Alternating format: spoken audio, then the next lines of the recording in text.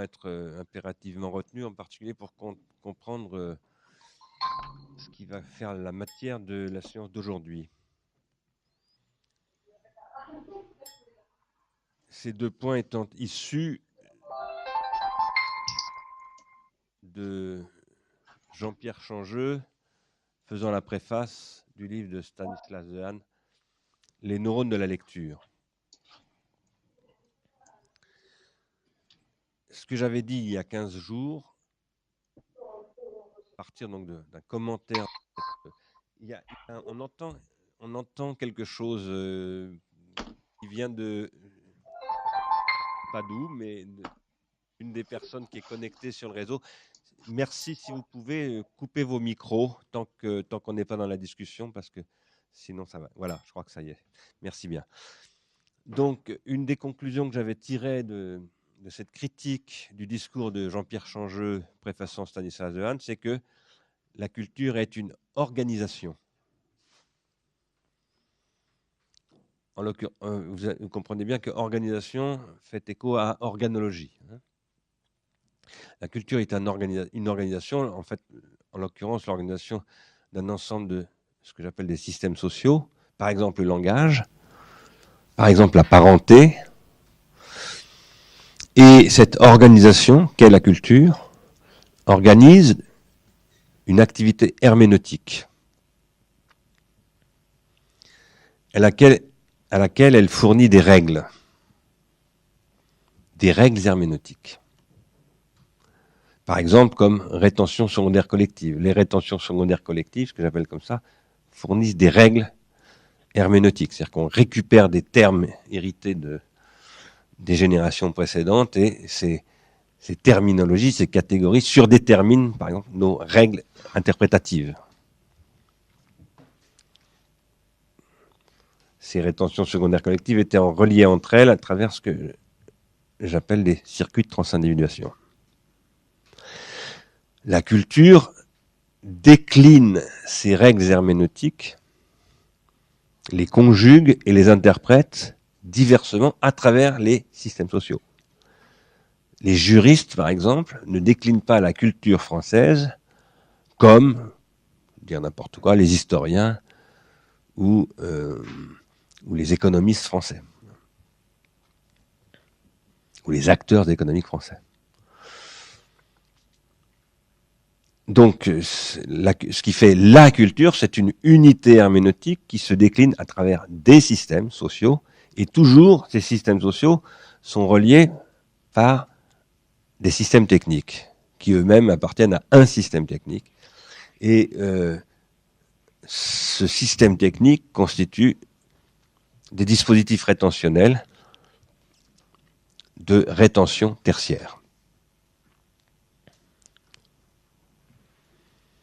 Voilà un des points importants que je voulais rappeler du séminaire précédent, et en rappelant également que cette activité herméneutique, qu'est la culture, interprète, selon le sens de la venue d'Hermès, et après les fautes de Prométhée et d'Épiméthée, la condition pharmacologique des mortels. Si on reprend le mythe de Prométhée et d'Épiméthée, Hermès arrive après Prométhée et Épiméthée, et Hermès interprète la condition pharmacologique qu'est la technique en tant que pharmacone, et cette interprétation, qui chez Hermès s'appelle eidos et dikē, éthique et justice si vous voulez, ou droit, eh bien elle forme la culture, selon moi.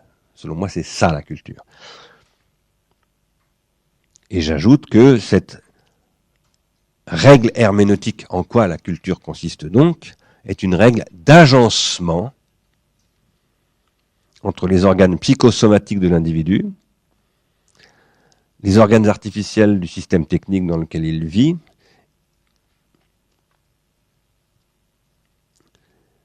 à travers des organisations sociales qui se traduisent par une réorganisation du cerveau. Je veux dire par là que l'intériorisation par l'éducation de ces règles et de ces rétentions tertiaires sur lesquelles elle s'appuie c'est la traduction effective et concrète chez les individus de l'organisation sociale, c'est-à-dire de la culture. Donc j'essaye d'avoir une appréhension de ces questions des rapports entre technique, culture,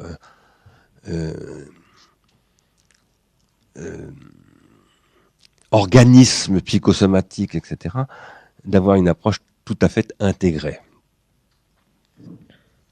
Et si j'essaie de le faire, vous avez bien compris, je pense que c'est pour répondre à Changeux. Changeux qui lui-même se présente en spécialiste du cerveau, hein, ce qu'il est, bien entendu. Jean-Pierre Changeux, c'est l'auteur de L'homme neuronal. Et qu'est-ce qu'il nous disait? Vous vous souvenez l'autre fois, il disait la culture ne devrait pas oublier qu'elle a des conditions biologiques, hein, et que ces conditions biologiques, dans le cerveau, je lui réponds, moi, la biologie ne devrait pas oublier qu'elle a des conditions culturelles, et que ces conditions culturelles elles-mêmes sont soumises à des conditions technologiques. Et donc la question véritable, c'est l'articulation par la technique entre les organes naturels, les organes artificiels et les organisations sociales. Donc ce que j'essaye de dérouler là, en disant cela, c'est un programme d'anthropologie, que j'appelle pas de l'anthropologie, mais de l'organologie. Deuxième point que je crois il faut rappeler du séminaire précédent, c'est ce qui concerne la stupéfaction. Ce mot de stupéfaction, je l'ai proposé dans Pharmacologie du Front National. Dans le livre d'avant, qui s'appelait État de choc, je ne parlais pas de stupéfaction, mais de stupidité et de bêtise. Bêtise et stupidité, enfin, bêtise traduisant stupidity. Le mot anglais stupidity se traduit, dis-je, en français par bêtise notamment, mais aussi par stupidité, ce qui n'est pas tout à fait la même chose pour autant. Quoi qu'il en soit, après avoir longtemps soutenu que le capitalisme contemporain des 30 dernières années, le capitalisme que j'appelle pulsionnel, spéculatif, produit une bêtise systémique, et il n'y a pas que moi qui le dis, puisque j'avais fait référence à un article d'une revue de management de Londres qui utilise cette expression de functional stupidity, on peut appeler ça la bêtise fonctionnelle, pour décrire des activités de traders et des gens comme ça.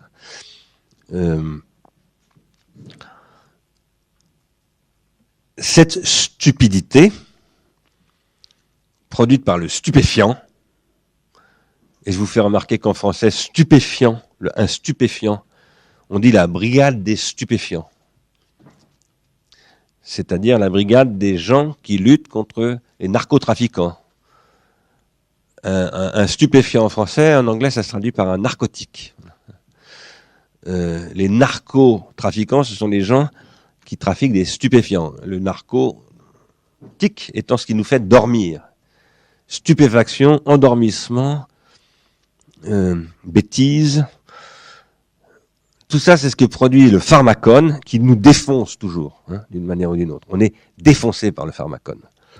Au sens où on a pris une super défonce avec un gros pétard de marijuana, mais au sens aussi où je parle du double redoublement vocal, où le premier coup défonce des circuits de transindividuation, d'une certaine manière. Il y a quelque chose de commun là-dedans.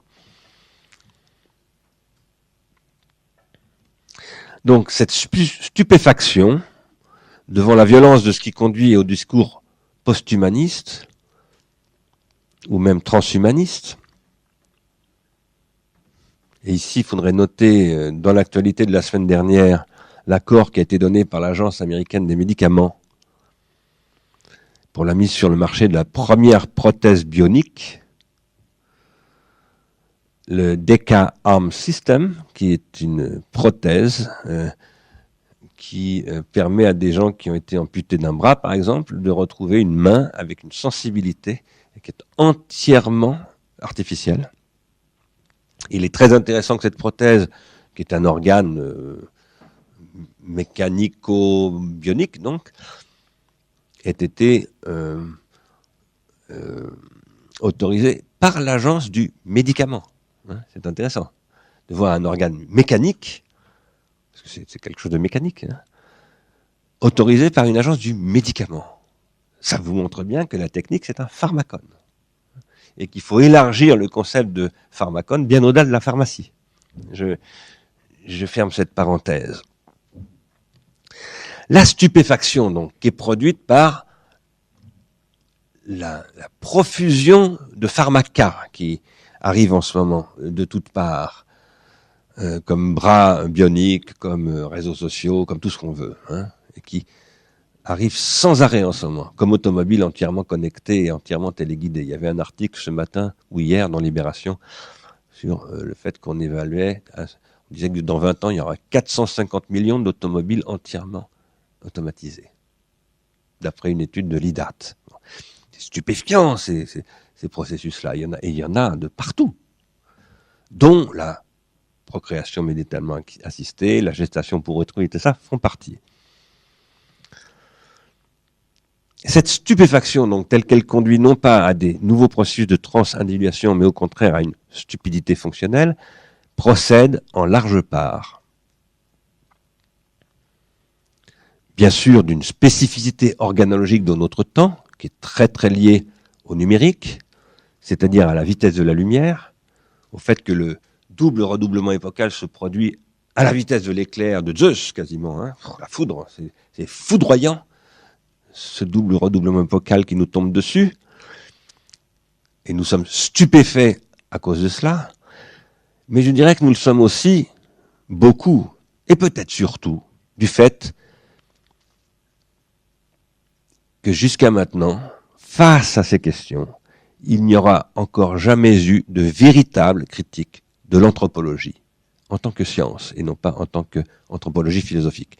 Je veux dire par là que, vous vous souvenez que dans la séance précédente, je continuais à expliquer pourquoi j'avais choisi le thème de ce séminaire. On était encore dans l'introduction. La toute première séance, j'avais donné des éléments de contexte. Et dans la deuxième séance, j'avais essayé d'expliquer le titre de ce séminaire. En particulier, le titre « Nouvelle critique de l'anthropologie ». Pourquoi nouvelle et pourquoi critique ? Et j'avais dit que anthropologie, ça peut s'entendre en deux sens, ça peut s'entendre, enfin plus que deux sens, mais en tout cas, chez les philosophes, on peut l'entendre au moins en deux sens. Au sens d'Emmanuel Kant, par exemple, une anthropologie philosophique, c'est un discours philosophique sur l'homme. Et au sens de Claude Lévi-Strauss, qui n'est plus un discours philosophique, c'est une science, hein, c'est une étude scientifique de l'homme. Voilà. Et c'est pas la même chose. Que tout ça était par ailleurs conditionné par un discours sur l'humanisme, qui nous vient de la Renaissance, qui a été rejeté par la philosophie antique, et puis qui aujourd'hui ressurgit à travers le post-humanisme, le transhumanisme, d'une manière négative, autrement dit. Bon. Ce que j'ai essayé de dire l'autre fois, c'est que ces discours sur le post-humanisme, le transhumanisme, ce sont des discours de la stupéfaction, ou de l'idéologie qui exploite cette stupéfaction. Par exemple, Kurzweil, le penseur de la singularité qui accompagne l'entreprise Google, c'est une idéologie ultra-libertarienne de la stupéfaction, selon moi, et que pour faire la critique de cette idéologie, qui est la seule chose qui m'intéresse dans la vie, hein, c'est de critiquer l'idéologie, eh bien, il faut aujourd'hui faire une critique de l'anthropologie, et je soutiens que si aujourd'hui nous sommes confrontés à cette stupéfaction tout à fait exceptionnelle, je pense que nous sommes stupéfaits aujourd'hui, les femmes et les hommes du XXIe siècle, comme jamais aucun être humain n'a été stupéfait dans l'histoire. Nous ne sommes pas stupéfaits par une menace millénariste d'une vengeance de Dieu ou de choses de ce type-là. Ça, c'était des stupéfactions qui venaient de cultures anciennes où c'était la transcendance ou le surnaturel qui était menaçant. Là, nous sommes stupéfaits de ce qui nous menace nous-mêmes, à partir de nous-mêmes, c'est-à-dire à partir de ce que nous avons produit, à partir de nos pharmacas. Pour lutter contre cette stupéfaction, qui est d'une extrême dangerosité, il faut faire une véritable et nouvelle critique de l'anthropologie en tant que science. Voilà, c'est à ça que je me consacre. Et c'est pour ça que je rappelais tout à l'heure, en le synthétisant, ce que j'avais dit l'autre jour à propos de Jean-Pierre Changeux et du rapport entre la technique, le vivant et la culture. Il y a encore quelqu'un qui veut rentrer. Je suis désolé parce que je crois que la porte est encore fermée. Il me semble.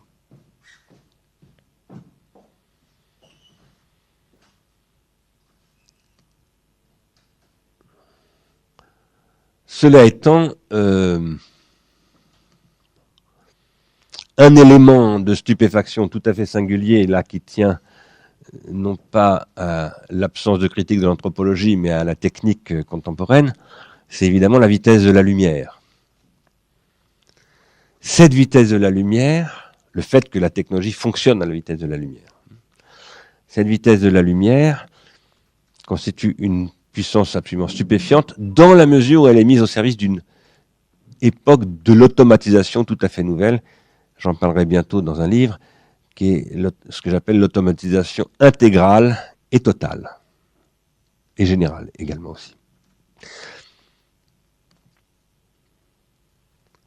Et je pose que cette vitesse de la lumière qui est stupéfiante et tétanisante, on pourrait dire, tétanisante, on a l'impression qu'on ne peut rien faire en fait, qu'elle nous rend absolument impuissants. Eh bien, je soutiens que c'est un leurre de dire cela, c'est absolument faux. Cette vitesse de la lumière, si elle était mise par une nouvelle critique de l'anthropologie au service d'un nouveau pouvoir de désautomatisation, serait au contraire une augmentation, non pas de la puissance, mais de la pensée. Et donc aussi de la puissance.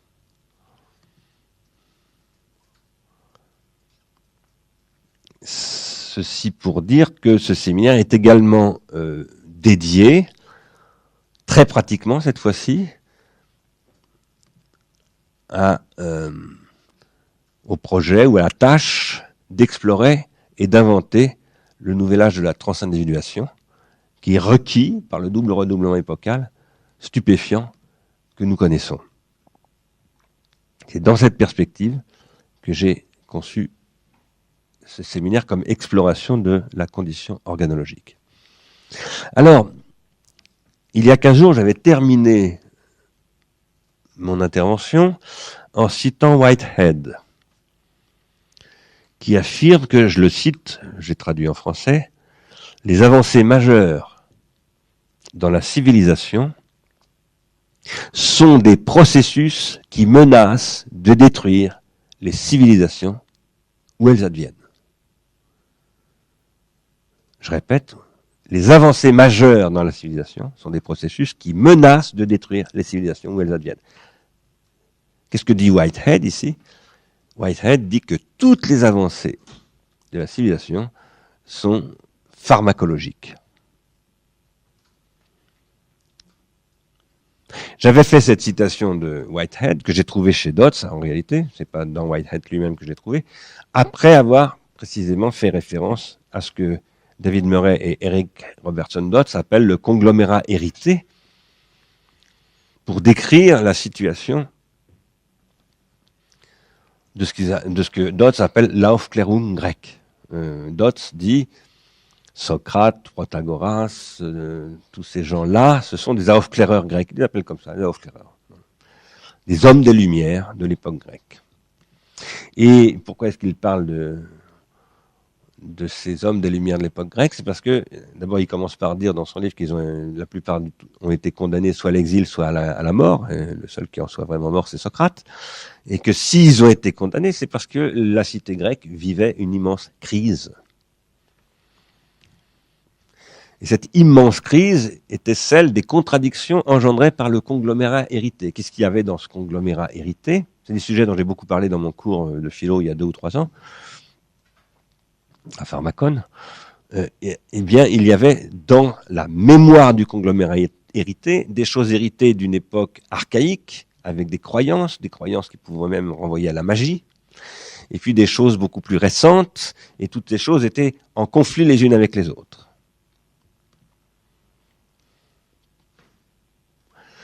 Si j'ai cité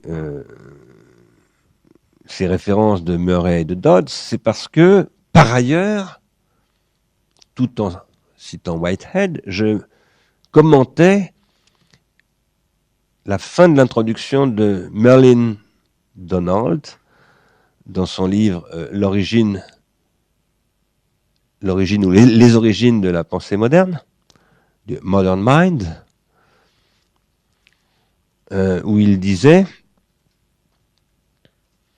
que ce qui conduisait à la pensée moderne, c'est-à-dire à la façon que l'homme a de pensée, c'est ça que veut dire ici pensée moderne, c'est au sens où ce qu'on appelle l'homme moderne, je vous l'avais déjà dit l'autre fois, c'est l'homme que nous sommes nous-mêmes qui apparaît il y a,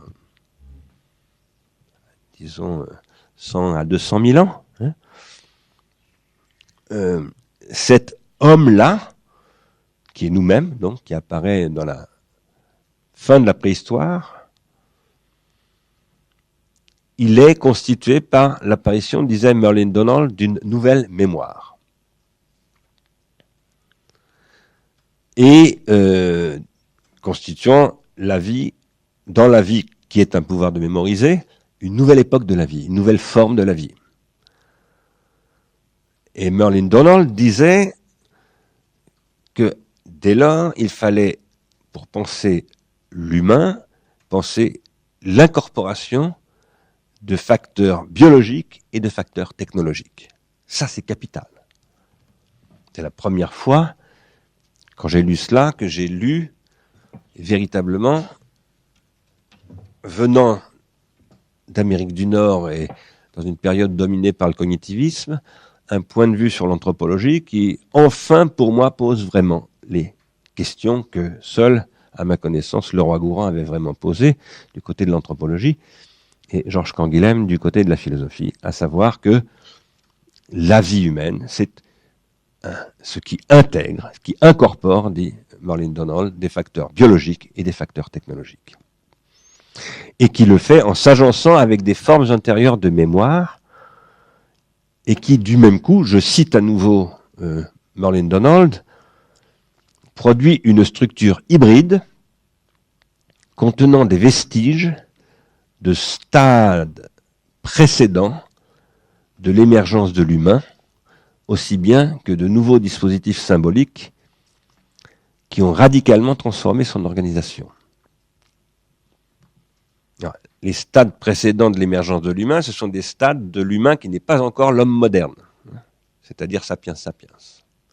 Il y a des formes de l'humain bien avant, l'humain commence il y a environ 3 millions d'années, qui ne sont pas encore l'homme moderne. D'abord parce que son cortex n'est pas complètement ouvert. L'ouverture de l'éventail cortical n'est pas achevée. La technique n'est pas du tout au point de maturation qu'on trouve à l'époque de Néandertal et de l'homme moderne, de l'homo sapiens sapiens, etc., etc. Et donc ce que dit ici Merlin Donald, c'est qu'il y a intégration d'éléments de mémoire qui sont déjà de l'homme, mais pas encore l'homme moderne, et que tout cela forme des couches de mémoire emboîtées les unes dans les autres ou combinées les unes avec les autres.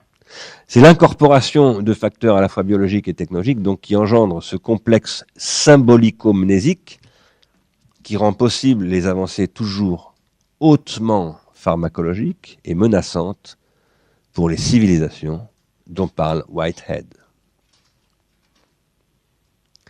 Je vous avais proposé également, l'autre fois, tout à fait à la fin de mon intervention, de comparer ce que dit Whitehead, donc que je viens de citer, avec ce que dit Charles Sanders Peirce, tel que le cite David Bates au début du petit livre que nous avons publié sous le titre Digital Studies, et où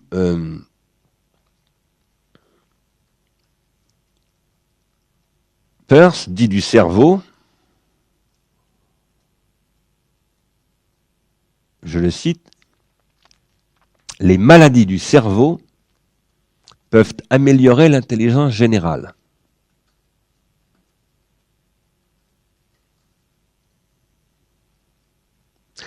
Ceci, je le cite parce que cela inscrit la question de l'organe cérébral dans les questions organologiques. Ça inscrit la question de l'organique cérébral dans l'organologie. Nous verrons bientôt, quand on va rentrer vraiment dans Godelier, ce qu'on va commencer à faire tout à l'heure, mais on ne le verra que dans 15 jours ou dans un mois, nous verrons bientôt comment Claude Lévi-Strauss et l'anthropologie d'origine structuraliste et derrière Lévi-Strauss et le structuralisme godelier, se sont mis à parler du cerveau. À mon avis, dans des termes qui sont assez faibles, pour ne pas dire très faibles. Quoi qu'il en soit, si je vous parle du cerveau maintenant, c'est pour une raison de fond que ceux qui suivent ce séminaire régulièrement connaissent, puisque depuis le début de ce séminaire, je parle du cerveau, depuis 4 ans. Mais j'en parle aujourd'hui plus spécifiquement parce que je crois que l'anthropologie scientifique, en tout cas celle d'origine française et lévi-straussienne, a un discours extrêmement faible sur la question du cerveau et ne voit pas le cœur du problème, à savoir que le cerveau, tel que Marianne Wolf, par exemple, l'analyse, c'est un organe d'incorporation du technologique. Exactement ce que disait Merlin Donald. C'est ce que décrit Marianne Wolf. Le cerveau noétique, c'est ce qui est capable de se désorganiser et de se réorganiser organologiquement et non pas organiquement. Or, ceci, c'est ce qui est largement confirmé par avance par tous les auteurs que cite David Bates. Charles Peirce, donc, mais aussi Alexander Luria, le neurologue soviétique, Kurt Goldstein, le neurologue allemand, qui montrèrent que, je cite David Bates, qui les paraphrase, les lésions cérébrales peuvent être à l'origine d'une réorganisation complète du comportement humain. Vous savez, vous avez entendu parler évidemment de cela, qu'on a fait ces découvertes à travers des accidentés du cerveau. Quelqu'un qui en particulier avait reçu une baramine dans le crâne, qui lui avait traversé le crâne carrément, non seulement il n'en est pas mort, mais il s'est reconstruit un organe cérébral, ce qui montre une incroyable capacité de l'organe cérébral à se transformer. Mais ça, c'est un exemple extrêmement connu, mais il y en a des centaines d'exemples de ce type-là. Et tout ce que montrent ces études cliniques de la pathologie du cerveau qui est atteint de lésions graves, soit par une maladie, soit par un accident, un traumatisme crânien ou je ne sais quoi, eh bien c'est en fait que le cerveau se reconstruit et très très très souvent arrive à compenser fortement, voire parfois totalement, la lésion. Je soutiens que ces considérations, du point de vue d'une anthropologie conçue comme anthropotechnique, je reprends ce terme que j'ai emprunté donc à Sloterdijk l'autre fois, cette anthropotechnique devant être, selon moi, conçue comme une organologie générale, et donc c'est plus tout à fait le point de vue de Sloterdijk, c'est-à-dire comme le jeu entre des organes artificiels, naturels et des organisations sociales, et il faut les trois pour que ça fonctionne, et où le cerveau, bien évidemment, joue un rôle absolument spécifique et central. Je soutiens donc que ces considérations de Peirce, Luria, Goldstein et bien d'autres que cite David Bates doivent être resituées dans le cadre de ce que j'appelle le double redoublement épocal, où un choc technologique est toujours ce qui conduit à une réorganisation organologique de l'organique, c'est-à-dire du cerveau, mais en passant par des systèmes sociaux qui eux-mêmes se réorganisent. L'histoire humaine des avancées dont parlait Whitehead tout à l'heure, c'est essentiellement l'histoire de ces chocs qui conduisent sans arrêt à des réorganisations, y compris de la sécurité sociale, des retraites ou de je ne sais quoi, ou de l'université, ou du centre Pompidou, ou de l'IRI, mais qui se traduisent toujours par des réorganisations de l'organe cérébral. C'est-à-dire, à un moment donné, ça finit par s'intérioriser dans cet organe très particulier qui est ce que j'appelle le cerveau noétique. En ceci que ce cerveau n'est pas simplement organique, mais bien organologique. Il est fait pour intérioriser des artefacts dans le corps.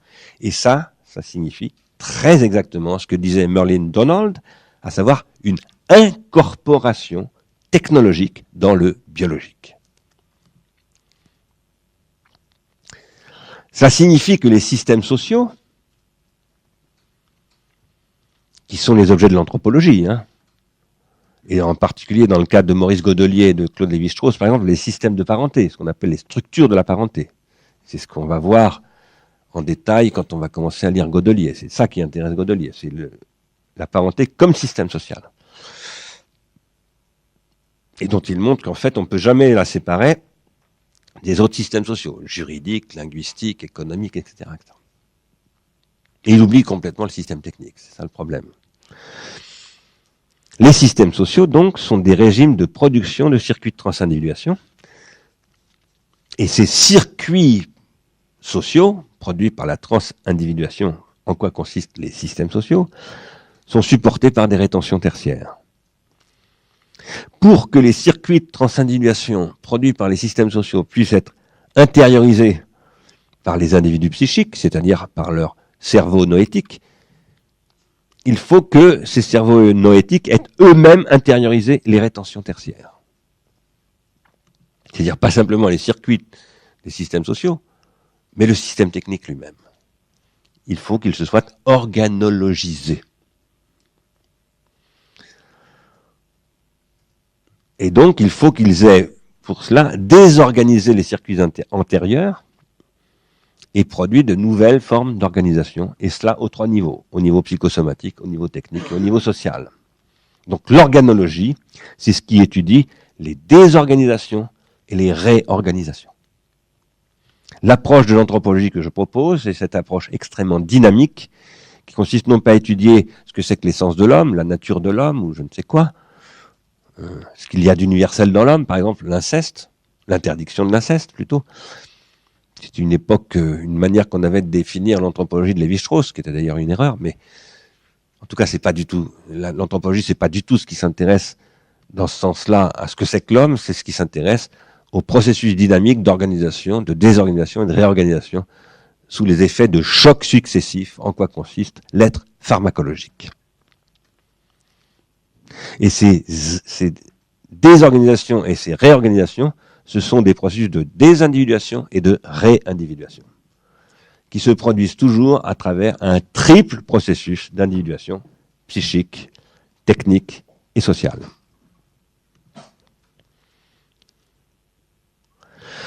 Le caractère pharmacologique de la situation tient au fait que la rétention tertiaire peut toujours conduire à court-circuiter une instance de la transindividuation au profit d'une autre. Ce qui conduit toujours à la destruction du processus de transindividuation lui-même. Et c'est ça qui est en jeu en réalité dans ce dont parle Whitehead. Les systèmes sociaux, en tant qu'expression des thérapeutiques de cette possibilité pharmacologique toxique, c'est-à-dire en tant qu'expression, les systèmes sociaux sont des systèmes de curativité qui permettent de lutter contre la toxicité du pharmacone. Donc les systèmes sociaux sont essentiellement curatifs, voilà ce que je veux dire, ce sont des thérapeutiques. Eh bien, ces thérapeutiques peuvent elles-mêmes se mettre à fonctionner comme des pharmacas. C'est-à-dire qu'elles peuvent se transformer elles-mêmes en artifices sociotechniques qui deviennent toxiques. Une thérapeutique peut devenir toxique. Tous les médecins savent ça, bien entendu. Tous les malades, je dirais surtout, savent cela. C'est-à-dire que vous savez bien que une grande partie de l'activité de la médecine consiste à tuer le malade par les médicaments qu'on lui donne. Et c'est un des grands problèmes de la médecine contemporaine, d'ailleurs, hein, où la thérapeutique s'avère être à peu près le contraire de ce à quoi elle était vouée. Et je ne parle pas simplement de cela en tant qu'ingestion de médicaments toxiques, de molécules, d'effets secondaires, etc. Je peux aussi parler par exemple de la psychanalyse, qui peut créer une espèce de situation où finalement, ce qui est censé donner ou rendre à un patient ou à un analysant sa capacité d'individuation, en fait, peut aussi complètement le rendre incapable de s'individuer. Ça arrive assez souvent. Je dis la psychanalyse, mais j'aurais pu donner toutes sortes d'autres exemples.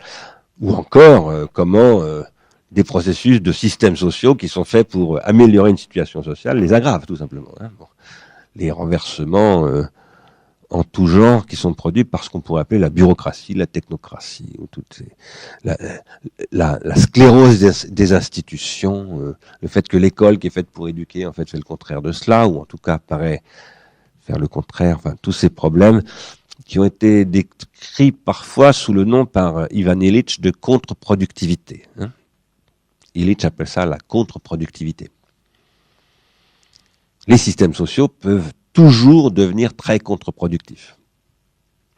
Et tous, quand par exemple Heidegger décrit la langue, qui est un système social, qui est en fait, en principe, le système social à travers lequel on peut parler, et qui engendre, dit Heidegger, la plupart du temps, le bavardage, qui est le contraire de la parole, la langue est devenue aussi un pharmacone, etc., etc. En ce moment même, en France en particulier, mais je pense dans une grande partie de l'Europe, et puis finalement dans la très grande partie des pays industrialisés, les institutions apparaissent massivement devenir toxiques. Les systèmes sociaux paraissent de plus en plus devenir antisociaux, c'est-à-dire sclérosant le social, l'empêchant de se développer. Tandis que le marché, par ailleurs, est lui-même un système social, parce que le marché, c'est l'économie, et l'économie, c'est un système social. Si vous regardez Bertrand Gilles, il dit l'économie est un système social.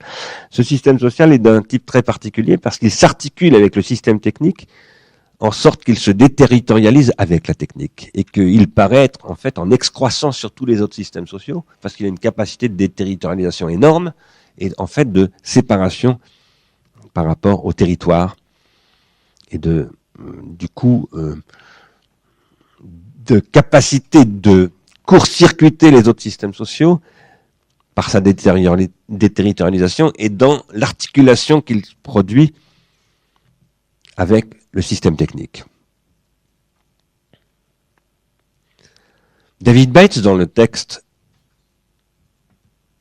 dont je parlais tout à l'heure, qui est publié dans le livre Digital Studies, mais aussi dans la conférence qu'il a donnée il y a 2 ou 3 mois, ici même, là, à cette table, et que vous trouverez en ligne sur le site Digital Studies, qui a été éditorialisé par Simon Lincel et Neil ici présents. David Bates, dans cette conférence et dans le texte dont je parlais tout à l'heure, montre que Ross Ashby, W. Ross Ashby, envisageait la conception de machines pathologiques, ce qu'il appelle des machines pathologiques. Pour Ashby, je cite à nouveau David Bates, c'était à travers une aptitude à la panne, à la potentialité d'un accident, qu'une machine pourrait en devenir une autre.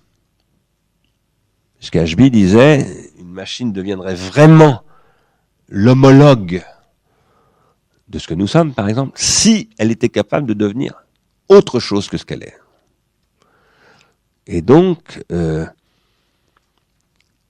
pour pouvoir essayer de produire une machine qui ressemblerait à ça, il fallait, je cite à nouveau David Bates, modéliser des pannes périodiques internes dans cette machine. Il fallait faire en sorte que la machine puisse tomber en panne. C'est très très intéressant ça. Si on avait le temps, on ferait des comparaisons avec des passages de Gilles Deleuze et de Félix Guattari, où il parle, je ne sais plus si c'est dans Anti-Oedipe ou dans Mille plateaux, j'arrive plus à m'en souvenir, du fait qu'un système doit être capable de tomber en panne. Voilà, et que c'est à partir de ces dysfonctionnements qu'il faut le penser. Par ailleurs, et c'est surtout ça que je voulais dire, vous aurez noté que cette capacité de la machine pathologique à tomber en panne, cette aptitude à la panne, comme dit David Bates, paraphrasant Ashby, c'est ce qui doit rendre possible ce que j'appelle, en me référant à Deleuze, ce que j'appelle depuis 2 ans, une quasi-causalité. Comment devenir la cause de son accident? Une panne, c'est un accident. Être capable de tomber en panne, vous vous souvenez peut-être que c'est aussi ce que dit Canguilhem à propos de la maladie. Il dit être en bonne santé, c'est être capable de tomber malade. Donc c'est être capable de supporter l'équivalent de ce qu'on appellerait une panne dans une machine. Vous savez que Georges Canguilhem faisait de la pathologie le cœur de l'hominisation. Ce qui veut dire que l'hominisation, c'est ce qui est toujours à la fois une déshominisation et une réhominisation, si l'on peut dire. Dans la mesure où, je cite Canguilhem, j'ai dû citer cette phrase 50 fois déjà dans mes conférences diverses et variées. Canguilhem dit ceci, je vous le rappelle, le pouvoir et la tentation de se rendre malade sont une caractéristique essentielle de la physiologie humaine.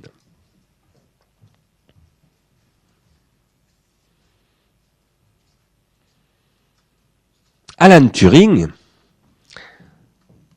toujours tel que David Bates le lit, je suis en train de faire un long commentaire de David Bates à travers tous ses auteurs, qui lui-même fait des commentaires de tous les auteurs. Alan Turing posait que, je cite donc David, les êtres humains devraient être conçus comme des machines constamment et systématiquement modifiées par ces interférences cruciales que sont l'éducation, la communication, entendez le symbolique en tant qu'il est dialogique, et tout ce qui stimule le cortex. Les routines de pensée et d'action acquises chez l'écolier se superposent graduellement sur la configuration initiale du cerveau. Fin de citation. Donc ce que nous dit Bates ici, c'est que pour Turing, un être humain est une machine capable de se modifier constamment et systématiquement, et l'éducation, c'est ce qui développe cette aptitude à la modification. Il faudrait comparer ces analyses de Turing, de Bates et de tous ces autres auteurs que nous avons cités là, avec les analyses de Jean Lassègue, dans un livre qui s'appelle Turing, tout simplement, et qui, d'une part, propose de penser l'informatique comme un type d'écriture, ça c'est très intéressant. Jean Lassègue dit, en fait, dans ce que dit Turing de l'ordinateur et de l'informatique, ce qu'il décrit, c'est une machine à écrire, c'est une machine d'écriture. Et donc, il faudrait penser l'informatique à partir du concept d'écriture. Et Jean Lassègue, premier point, donc souligne que dans ce cas-là, il est impossible de neutraliser les substrats. C'est-à-dire qu'il s'inscrit en faux, comme son camarade Giuseppe Longo, avec lequel il a écrit d'ailleurs un article là-dessus que je vais citer dans un instant. Giuseppe Longo et Jean Lassègue, nous les accueillerons dans cette salle. Ah non, pas dans cette salle. À l'Institut Mines Télécom au début du mois de juillet. Dans un séminaire que nous allons faire sur les Digital Studies. Donc, Jean Lassègue et Giuseppe Longo récusent l'idée qu'il faille séparer l'information et le support. Et que la base de la scientificité de l'informatique théorique et de tout ce qui vient derrière, avec le numérique, ce serait cette séparation structurelle entre l'information et le support. En anglais, on dit aussi le software et le hardware. Je vous signale en passant que Gilbert Simondon, lui, reprend à son compte cette possibilité de séparation des deux, et que c'est un point qui m'oppose à Gilbert Simondon. C'est pour ça que je ne suis pas un simondonien, même si j'accorde la plus haute importance à la pensée de Gilbert Simondon. Là-dessus, Simondon n'est pas clair, à mon point de vue. Lassègue dit ceci, il y a une certaine facilité intellectuelle que l'on trouve souvent répandue en intelligence artificielle à ne considérer l'informatique que dans son indépendance par rapport au substrat physique. Dans la mesure où c'est précisément parce qu'elle entretient des rapports d'un type particulier de substrat, dans la mesure où c'est précisément parce qu'elle entretient des rapports avec un type particulier de substrat qu'elle offre pour les êtres humains un intérêt. Donc ce que dit Lassègue, et ce qu'il redira avec Longo, c'est que c'est la spécificité du support qu'est l'ordinateur qui est intéressante dans l'informatique. Spécificité qui lui permet à cet ordinateur de calculer à très grande vitesse, dans des conditions particulières qui permettent d'extérioriser ce que j'appelle moi les fonctions de l'entendement dans un artefact pharmacologique. Et il ajoute, c'est ce décalage qui reste interprétable qui a une portée pour les êtres humains. C'est le décalage qu'il y a entre les capacités de l'informatique et ce que l'humain lui-même fait qui est intéressant pour l'humain.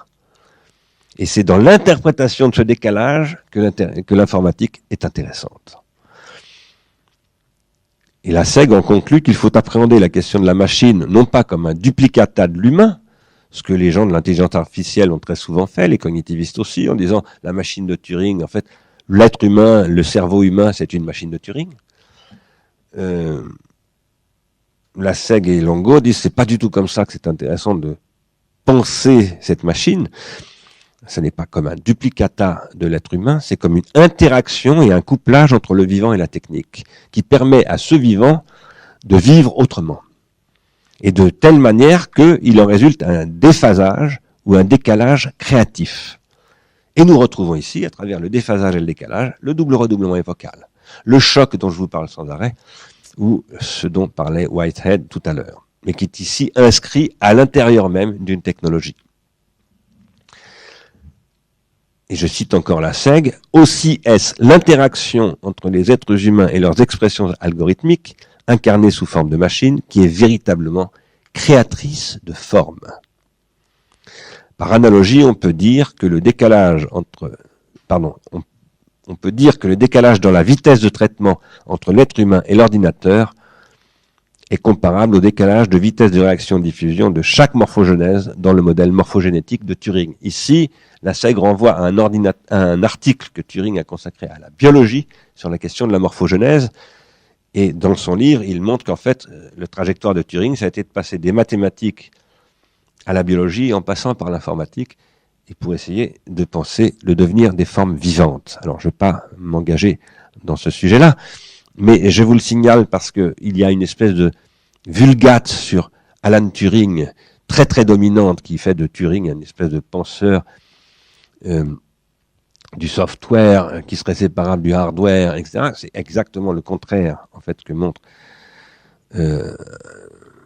la SEG et Longo, à savoir que Turing, c'est un penseur de l'écriture. Ils le disent dans un papier qu'ils ont publié chez Springer sous ce titre, What is Turing's comparison between mechanism and writing worth? Qu'est-ce que vaut cette comparaison faite par Turing entre le mécanisme et l'écriture? C'est en effet dans un article qui est très connu, qui s'appelle Le jeu de l'imitation de Turing. Donc Turing, en 1950, dit que le mécanisme est une forme de l'écriture. C'est extrêmement important pour nous, dans la mesure où je soutiens moi-même que l'écriture est un stade dans la grammatisation, dont ce que j'appelle le mécanisme au sens de l'automate de vocation, puis de la machine-outil, puis finalement de l'ordinateur, sont la suite. Et moi-même, j'ai toujours posé que, en fait, l'ordinateur est une forme de l'écriture, et l'automate aussi. Ce qui est une manière de dire à l'inverse que l'écriture est une forme de l'automate. Et donc ça, on le trouve théorisé par Turing lui-même. Et c'est à partir de cette question que Turing essaye de penser les rapports entre la calculabilité et ce qui n'est pas réductible au calculable, à savoir le vivant. Alors, je vous disais tout cela pour inscrire toutes les questions que je vais poser maintenant dans une longue tradition qui, au XXe siècle, a essayé d'étudier les relations entre le mécanisme, l'écriture et le vivant. Et où donc il faut intégrer tous ces penseurs que j'ai cités, en passant par David Bates ou Jean Lassague, ou Giuseppe Longo. Dans toutes ces références que j'ai faites, la question centrale, c'est le décalage, en fait, ou le déphasage, ce que j'appelais au début de mon intervention d'aujourd'hui la stupéfaction.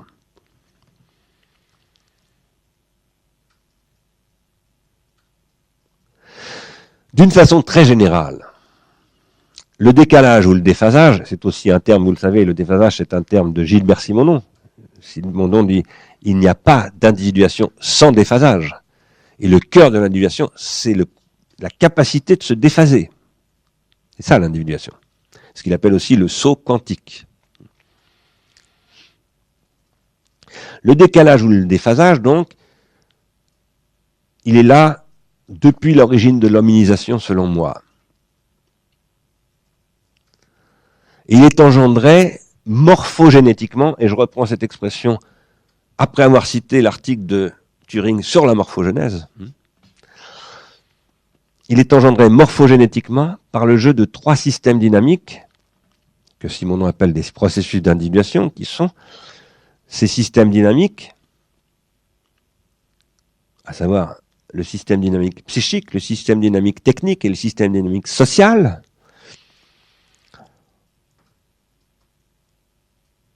qui sont donc ces systèmes dynamiques soumis à des contraintes endogènes et exogènes, chaque fois spécifiques. Je veux dire, quand je dis chaque fois spécifique, je veux dire qui, à travers le temps, n'arrête pas de se transformer. J'ai soutenu dans un bouquin qui s'appelle « Ce qui fait que la vie vaut la peine d'être vécue », le sous-titre est « De la pharmacologie », que ces 3 systèmes dynamiques, qui sont inséparables l'un de l'autre, c'est les 3 dimensions de l'organologie générale, le psychosomatique, le technique et le social, et vous ne trouverez jamais un psychosomatique sans du technique et du social, ou alors c'est le psychosomatique de l'enfant sauvage, et qui précisément n'a pas réussi à s'individuer. Et vous ne trouverez jamais une société humaine sans êtres humains, c'est-à-dire sans système psychosomatique. Et vous ne trouverez jamais d'êtres humains qui vivent en société sans des organes techniques qui leur permettent de vivre ensemble. Donc ces 3 systèmes dynamiques qui sont toujours reliés les uns aux autres, mais qui sont en permanent conflit les uns avec les autres, ou plus exactement en décalage ou en déphasage les uns par rapport aux autres, ces 3 systèmes techniques donc sont soumis à 6 catégories de tendances et de contre-tendances.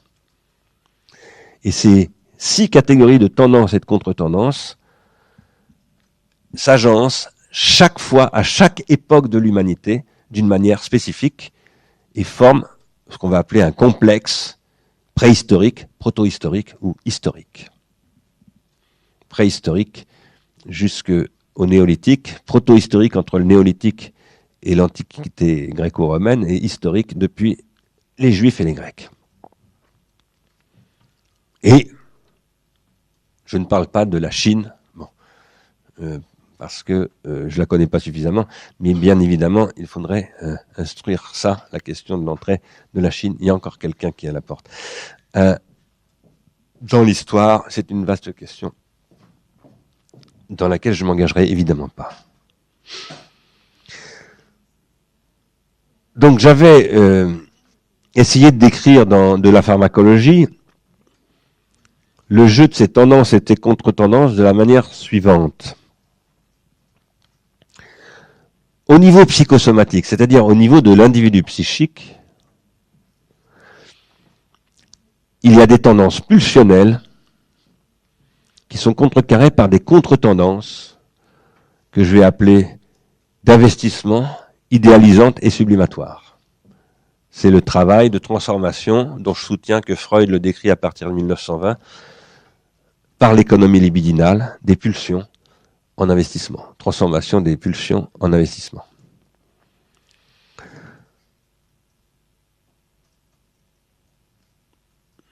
Ce que je soutiens, c'est que pour que l'individu psychosomatique, l'individu psychique si vous préférez, puisse transformer ses pulsions en investissement social, c'est-à-dire en libido, en économie libidinale, il doit passer par des possibilités pharmacologiques. Le doudou, le fameux doudou de Winnicott, mais d'une façon beaucoup plus générale, les fétiches au sens où ils sont essentiels, ces fétiches à la production de la perversion, qui est elle-même la condition de possibilité de la transformation de l'instinct en pulsion.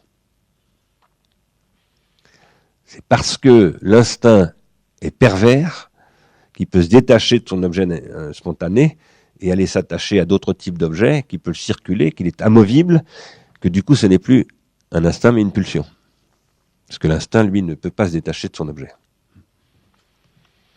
Et ce que je soutiens, c'est que pour que l'instinct puisse devenir pulsion, c'est-à-dire puisse devenir pervers, autrement dit mobile, amovible, pour prendre un terme qui est commun à Freud et à Leroi-Gourhan, eh bien, il faut une pharmacologie, c'est-à-dire une organologisation de l'organique. Il faut une artificialisation de l'organique. C'est à partir de là, il va falloir trouver une solution pour cette porte, parce que c'est à partir de là que l'individu psychique peut devenir membre d'une individuation collective, c'est-à-dire s'inscrire sur un circuit de transindividuation. Quoi qu'il en soit, donc au niveau psychosomatique, il y a des tendances pulsionnelles et des contre-tendances d'investissement par idéalisation et sublimation. Au niveau technique, c'est-à-dire pharmacologique, à proprement parler, il y a aussi des tendances. Ce ne sont pas des tendances pulsionnelles, ce sont des tendances techniques, au sens que Leroi-Gourhan décrit dans L'homme et la matière. Et ces tendances techniques, elles se concrétisent dans ce que Leroi-Gourhan appelle des faits techniques. Et ces faits techniques contrecarrent les tendances techniques. Parce que les faits techniques concrétisent les tendances techniques en les limitant et parfois même en les contredisant complètement. Pourquoi ? Parce qu'un fait technique, ce que dit Leroi-Gourhan, c'est qu'un fait technique, c'est la rencontre entre la tendance technique et ce que j'appelais tout à l'heure les systèmes sociaux, qui viennent limiter, voire empêcher de s'exprimer la tendance elle-même. Et qui, du coup, produisent des contre-tendances qui traversent, animent, structurent et individuent le système technique lui-même. Donc le système technique est habité par une tendance technique qui ne s'exprime qu'en rencontrant sa contre-tendance, qui est la rencontre en fait des systèmes sociaux. Cette rencontre entre une tendance technique et des systèmes sociaux, elle-même ne se fait jamais qu'à travers des individus psychiques. Ce qui veut dire que là encore, vous avez les trois composantes de l'organologie qui jouent. Mais là où, chez l'individu psychique, c'était la tendance pulsionnelle qui organisait la dynamique et la contre-dynamique de l'individu psychique, au niveau du système technique, c'est la tendance technique qui organise la dynamique du système technique et les contre-tendances qui s'expriment dans le système technique à la rencontre des systèmes sociaux. Quant au système social lui-même, qui est le niveau des organisations et des institutions de l'individuation collective, l'individuation collective, parce que Simonon dit très souvent l'individuation collective, mais en fait ça n'existe pas, l'individuation collective. Ce qui existe, c'est des processus d'individuation collective très, très divers, la langue, la religion, etc. Bref, tout ce qui organise le social, qui est toujours éclaté dans des systèmes sociaux, et je prends le mot aussi bien au sens de Bertrand Gilles que de Niklas Luhmann. Donc au niveau social, au niveau des organisations et des institutions de l'individuation collective, il y a des tendances là à la synchronisation.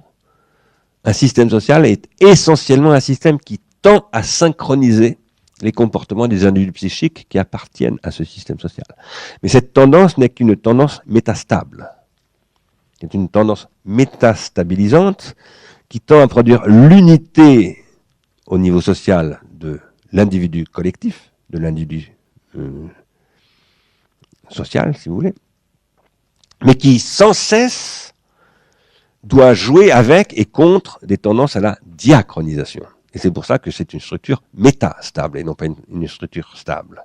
Et ici, vous le savez bien, j'en ai souvent parlé d'ailleurs déjà, c'est avec Saussure qu'il faut commencer à essayer de penser ces questions. Qu'est-ce que c'est que cette tendance à la diachronisation dans le synchronique ? Eh bien, c'est l'expression des individus psychiques dans le synchronique. Ce sont les individus psychiques, comme le dit très clairement Saussure, enfin, il n'emploie pas le mot individu psychique, il appelle ça les locuteurs, puisqu'il décrit ça dans le champ de la langue, qui sont porteurs d'une variabilité diachronique, qui expriment leur singularité, et toujours à travers et par rapport aux pharmacas, c'est-à-dire aux tendances techniques. Donc, ce que j'essaye de vous dire, c'est qu'aux trois niveaux, il y a toujours une tendance et une contre-tendance, enfin des ensembles de tendances et de contre-tendances, et que toujours à chaque niveau, les deux autres niveaux sont convoqués pour arbitrer, si je puis dire, les rapports entre tendance et contre-tendance. Et donc vous avez 6 tendances et contre-tendances qui sont instanciées par 3 niveaux à travers des processus qui relèvent de ce que Gilbert Simonon appelle des relations transductives. C'est ça, la culture. Donc la culture, ce n'est pas ce que nous dit Jean-Pierre Changeux, qui d'ailleurs nous en dit à peu près rien du tout, hein, parce qu'il dit la culture, mais il ne donne pas la moindre définition. C'est comme si je me permettais de parler de la biologie sans donner la moindre définition de ce que c'est qu'une cellule, un gène, le vivant, etc. Bon, bah, quand on est Jean-Pierre Changeux et qu'on parle de la culture, on peut se permettre de dire la culture sans préciser de quoi on parle. Il n'y a pas que Jean-Pierre Changeux, hein. La culture, qui est la question d'anthropologie en réalité. À peu près personne n'en a véritablement aujourd'hui proposé une définition scientifique.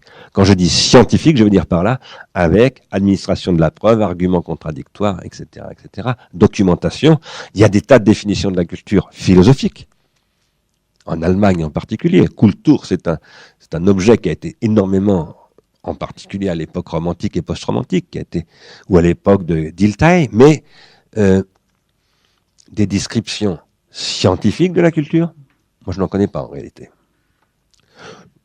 Il faudrait que je module un tout petit peu. Edward Sapir a tenu un discours sur la culture, c'est un anthropologue américain, mais je ne crois pas que ce soit des discours scientifiques au sens où, en tout cas, j'essaye ici de proposer une approche scientifique, que je crois être scientifique, de ce que j'appelle les processus organologiques. Qu'est-ce qui est culturel ? Cette question, qui se pose souvent en réalité, hein, et d'ailleurs que pose Claude Lévi-Strauss au tout début des structures élémentaires de la parenté, puisque le premier chapitre, on va en parler des structures élémentaires de la parenté de Lévi-Strauss bientôt, hein, un texte très très important de 1949, je crois. Le premier chapitre s'appelle Nature et culture. Et puis en général, quand n'importe quel gamin qui passe le baccalauréat philo en France, une des premières questions qu'on lui fait étudier, c'est nature et culture. Question qui remonte à Rousseau. Un petit peu avant Rousseau, qui remonte à la question du droit naturel, puisqu'en fait, ce sont les juristes qui ont posé le problème de la nature et de la culture. Mais avant tous ces gens-là, ça n'existait pas, ces questions. Ça n'avait tout simplement pas de sens. Ce sont des questions très récentes. Quoi qu'il en soit, cette question-là, qu'est-ce qui est culturel, qu'on entend souvent sur les plateaux de télévision, déclenche en général les discours les plus invertébrés qu'on puisse imaginer. C'est-à-dire qu'ils sont des espèces d'occasions de montrer l'inculture de ceux qui parlent de cette question, en général tout à fait stupéfiante, des espèces d'autodestruction du sujet même qui parle de la culture. Et ça témoigne, cela, aujourd'hui, cette logorée invertébrée de la culture, de la misère conceptuelle contemporaine. Misère qui relève de ce que Michel Deguy appelle le culturel. Je ne dis pas ça parce que nous sommes à côté du Centre national d'art et de culture Georges Pompidou. Mais je pense que le Centre Pompidou devra un jour se poser la question de ce qu'il appelle le culturel quand même. Ce qui est culturel, pour moi cette fois-ci, c'est ce qui cultive en prenant soin des individus psychiques et collectifs sous conditions organologiques et pharmacologiques. C'est ça qui est culturel. Culture sous conditions organologiques et pharmacologiques qui accouple, par exemple, l'art et la techné, la science ou les sciences et la technique, le droit et la technique, le langage et la technique, l'appareil psychique et la technique, etc., etc. La culture, c'est toujours une manière de faire avec la technique. Ça n'est pas réductible à la technique. Mais ça ne peut pas apparaître sans la technique. Et donc, c'est ce qui apparaît sous des conditions, c'est ce qui cultive en prenant soin des individus psychiques et collectifs, c'est ce qui cultive des individus psychiques et collectifs en prenant soin, excusez-moi, sous des conditions organologiques et pharmacologiques qu'il faut étudier dans le temps, car ces conditions organologiques et pharmacologiques ne cessent de se transformer à travers le temps. La technique se transforme sans arrêt. Ces conditions organologiques et pharmacologiques, elles ne sont jamais a priori. Il n'y a pas des conditions pharmacologiques et organologiques qui viendraient du ciel des idées de Platon. elles viennent du devenir, elles ne viennent pas du monde des idées, elles ne sont pas transcendantes, elles sont immanentes. Mais en revanche, et ça, je ne vais pas en parler dans le cours, dans le séminaire ici, sauf exception, mais on en parlera par contre beaucoup dans l'académie d'été, ces réalités techniques et immanentes peuvent engendrer non pas des réalités a priori, mais des réalités oniriques. C'est-à-dire qu'elles peuvent faire rêver. Et elles peuvent faire rêver notamment de l'a priori. Elles peuvent engendrer des rêves dont le rêve de Platon, sortir de la caverne, qui peuvent avoir des effets extrêmement importants. Par exemple, la constitution de toute l'histoire de la métaphysique. Parce que pour moi, d'une manière ou d'une autre, la métaphysique, c'est l'effet d'un rêve de Platon.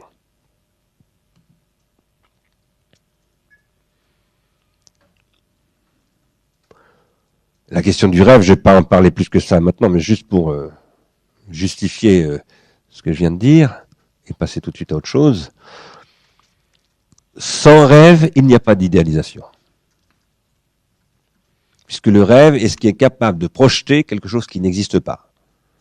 Ce que j'appelle par exemple une consistance. Donc il faut être capable de rêver du triangle, il faut être capable de rêver du point géométrique, il faut être capable de rêver de la beauté en tant que telle, etc., etc.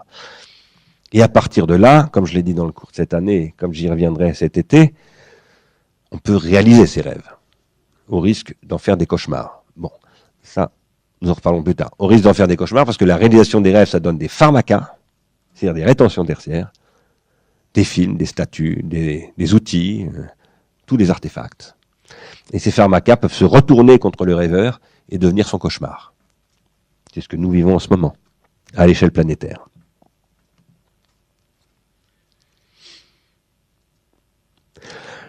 L'organologie générale, c'est ce qui décrit tout cela en le corrélant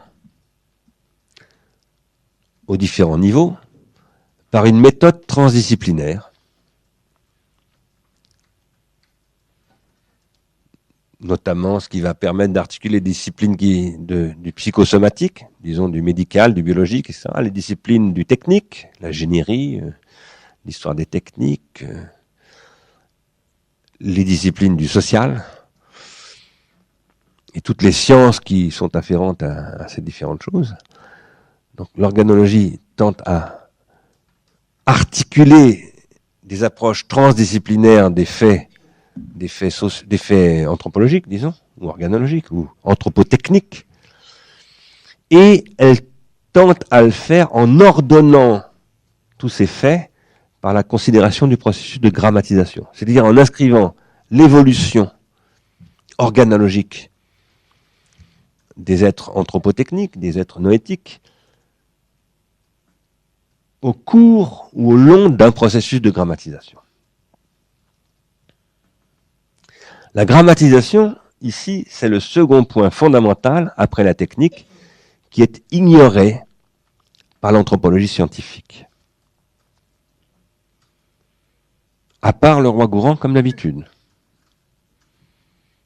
Le Roi-Gourand n'emploie pas le mot de grammatisation, bien entendu. Mais comme l'a très bien montré Derrida de la grammatologie, il décrit un processus de grammatisation. C'est-à-dire de discrétisation, et par la discrétisation, de reproductibilité des flux. Je redonne cette définition, dont l'écriture, l'automate dont je parlais tout à l'heure, etc., sont des cas particuliers. Donc, l'anthropologie scientifique ignore massivement la question de la grammatisation. Là encore, il y a d'autres exceptions quand même. Par exemple, Jack Goody, quand il tente de penser la raison graphique, il tente de penser quelque chose de ce que j'appelle la grammatisation, bien entendu. Mais en même temps, je ne pense pas qu'il le pense comme tel. Voilà. De nos jours, c'est très problématique, dis-je, que l'anthropologie scientifique ignore la grammatisation, dans la mesure où, par exemple, les questions ouvertes par Alan Turing, telles que je les citais tout à l'heure, j'y référais tout à l'heure, relèvent directement de la grammatisation. Or, les questions qu'ouvre Alan Turing, ce sont celles qui ouvrent le processus que certains appellent post-humaniste ou transhumaniste. Et donc ce sont des questions qui sont absolument cruciales pour l'anthropologie contemporaine. Ils sont au cœur de ce que certains appellent la rupture anthropologique. Et tout aussi bien, avec ces questions que décrit Turing, et dans leur sillage, se posent aussi les questions des thérapies géniques, des biotechnologies, de la procréation médicalement assistée, de la gestation pour autrui, et donc de l'évolution, des structures, de la parenté.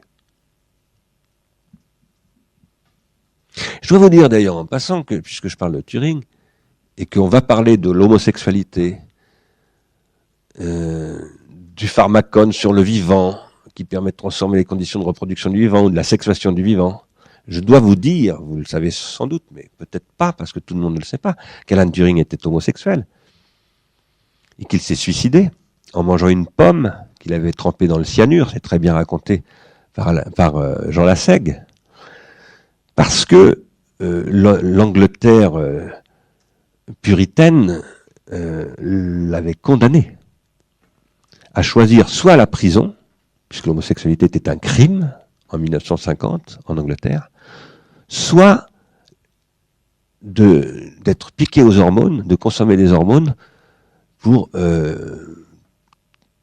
contrôler sa sexualité. Ce qu'il a admis parce qu'il n'a pas voulu aller en prison. Et du coup, il a vu une poitrine lui pousser, etc. Puis finalement, il s'est suicidé. Ce que je vais vous dire, c'est que toutes les questions dont je vous parle, la vie d'Alan Turing, c'est Lassègue qui raconte ça très très bien, en est une étonnante incarnation.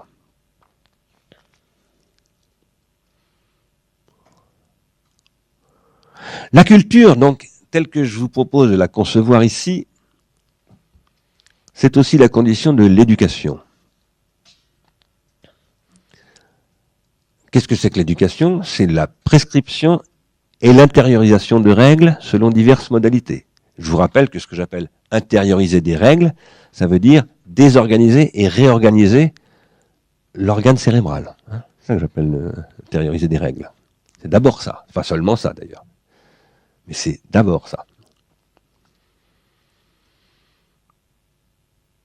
La culture, donc, c'est l'intériorisation, c'est l'éducation comme intériorisation de règles selon des modalités extrêmement variables. Ça peut être des modalités explicites, comme dans un enseignement. Ça peut être des modalités complicites, comme dans un apprentissage, où on n'explicite pas les choses, mais on s'y co-implique et ça devient complicite, ce que j'appelle du complicite. Ça peut être aussi même implicite et refoulé. Parce qu'il y a des processus d'intériorisation qui se font de manière totalement inconsciente et profondément refoulée. Sur ces sujets-là, on lira des pages très intéressantes de Maurice Godelier. Ces processus d'intériorisation de règles se font à partir de processus de transindividuation qui produisent ces règles, puisque le processus de transindividuation, c'est ce qui produit des règles. Et le processus de transindividuation, il est lui-même conditionné par l'état de la grammatisation, c'est-à-dire par les rétentions tertiaires lorsqu'elles forment ce que j'appelle depuis les Grecs des hypomnémata, puisque c'est ça la grammatisation. La grammatisation, c'est ce qui produit des rétentions tertiaires qui sont des hypomnémata, c'est-à-dire, si vous préférez, des mnémotechniques. Et je soutiens que les mnémotechniques sont apparues au Paléolithique supérieur. Avant, il y a des rétentions tertiaires, mais ce ne sont pas des mnémotechniques, ce sont des objets techniques qui sont aussi des supports de mémoire. L'intériorisation est la question centrale de toute culture. Et cette question centrale, Nietzsche lui a donné un nom, violent, même brutal, comme Nietzsche aime bien le faire, parce que Sloterdijk aime bien reprendre un peu à son compte de temps en temps, d'abord pour enquiquiner Habermas. Il a appelé ça, Nietzsche, le dressage, et non pas l'éducation. C'est en s'inscrivant dans cette qualification que Sloterdijk reprend la question sous l'angle de ce qu'il appelle une anthropotechnique, et nous y reviendrons certainement. Et j'y reviendrai peut-être aussi cet été dans l'Académie d'été. Alors face à tout cela, et je vais m'acheminer vers la fin de cette séance, et on va commencer à lire Godelier juste un tout petit peu, puis on le lira vraiment à partir de dans 2 semaines. D'ailleurs, ça sera pas dans 2 semaines, ça sera je sais pas quand, parce que j'ai un voyage à l'étranger qui n'était pas prévu, et donc ça sera pas dans 2 semaines. Enfin, il faudra que je vous propose une autre date. Face à cela, donc, nous allons commenter quelques paragraphes de Maurice Godelier, de ses analyses de la parenté, pour essayer de voir comment l'anthropologie scientifique contemporaine n'arrive pas à penser la technique. Et du coup, n'arrive pas à penser ses propres objets. Par exemple, ce qu'on appelle le genre. Ce que nous lirons chez Godelier, c'est l'introduction, que je vous invite à lire dans la prochaine séance, et ensuite les chapitres 9 à 13, et enfin la conclusion. J'essaierai de vous montrer comment ce raisonnement de Godelier sur la parenté et le genre exemplifie parfaitement un propos d'un philosophe italien de Rome qui s'appelle Pietro Montani et qui sera bientôt d'ailleurs à l'INHA à Paris au mois de juin. Et je serai d'ailleurs présent à sa présentation puisque je serai censé discuter avec lui à l'occasion de la sortie d'un de ses livres qui vient de paraître aux éditions Vrin en français, qui s'appelle Bioestetica, qui avait été publié en Italie en 2006, et qui nous intéresse spécifiquement par rapport au sujet de ce séminaire, dans la mesure où il y met en question, Pietro Montani, dans ce livre, il met en question certaines positions consacrées en philosophie. Pietro Montani s'inspire beaucoup de Michel Foucault, pas seulement de Michel Foucault, de Heidegger, mais il reprend à son compte la question de la biopolitique chez Michel Foucault, et il critique un autre grand penseur de Heidegger et de Foucault, italien, qui s'appelle Giorgio Agamben. Il critique en particulier le concept de la vie nue de Giorgio Agamben, qui est le grand concept de Agamben. Montani dit ceci,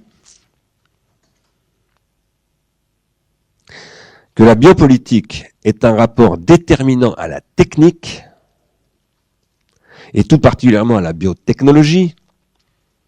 C'est là une évidence trop faiblement thématisée dans les travaux des spécialistes. Ce que dit Montani, c'est que, à mon avis, je ne vais pas vous en parler plus que ça de ce livre-là, mais c'est que cette articulation, cette incorporation du biologique et du technologique dont je parlais tout à l'heure en me référant à Merlin Donald, eh bien, tout ce discours sur la biopolitique et sur le biopouvoir ne la prend pas en compte, cette incorporation, et il dit que c'est pas possible, en particulier à l'époque des biotechnologies. Et on va bien voir dans l'analyse que l'on va faire de Godelier, qui lui n'est pas quelqu'un qui reprend les concepts de la vie nue ou du biopolitique et tout cela, mais on va voir comment ce qu'il dit des penseurs philosophes du biopouvoir ou de la biopolitique, c'est aussi vrai de l'anthropologie. Ce séminaire a pour but de combattre ce type de faiblesse. J'avais d'ailleurs moi-même essayé de le faire dans un livre qui s'appelle Prendre soin, qui va paraître en italien d'ailleurs très bientôt. J'en suis très heureux, grâce à notre ami Paolo.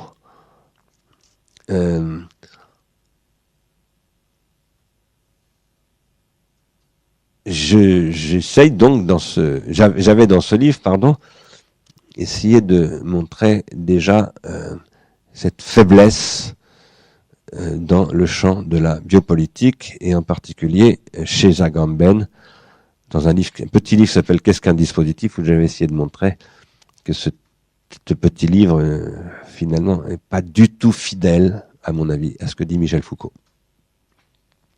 Alors, allons vers une conclusion qui va introduire la séance suivante.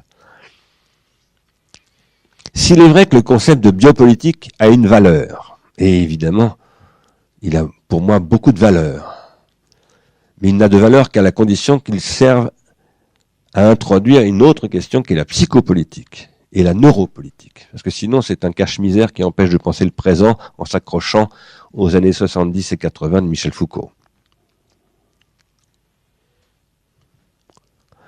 Si ce concept a une valeur, les questions de parenté ne sauraient pas échapper au concept de biopolitique.